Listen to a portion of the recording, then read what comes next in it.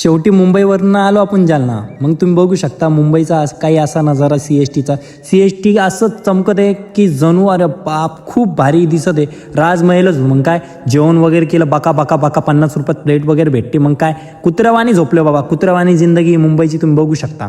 ट्रेनमध्ये बसलो 4:30 वाजता. मग काय तिथे झोपायला पण जागा नाही, वरती बॅगी वगैरे ठेवते, तिथे झोपणं पडलं, आपल्याला जागा ॲडजस्टमेंट करणं पडली. मग सकाळ झाली, सकाळच्या टायमिंग काय असा व्ह्यू. मग तुम्ही बघू शकता क्रॉसिंगवर गाडी थांबलेली होती. मग मी म्हणलं ट्रेनचा एकदा व्हिडिओ घ्यावा, ट्रेन केवढी मोठी बघावं म्हणलं. अरे बाबा हॉर्न वाजत आहे, म्हणलं ट्रेन जाती काय. बसलो बाबा ट्रेनमध्ये निवांतपणी बसलो. मग काय आपला जालना जवळ येणारच होता, पाहत होतो जालना का येतो काय नाही, तेव्हा चुकून भेटणार आहे आपल्याला. मग काय जालना जवळ आला, मग आपली बॅग वगैरे रेडी झालो आपण उतरासाठी. एकदम स्पीडमध्ये उतरणार आहे आपण, इतक्या बी स्पीडमध्ये उतरणार नाही आपण. तुम्ही बघू शकता आमच्या सोबतचे हे ते.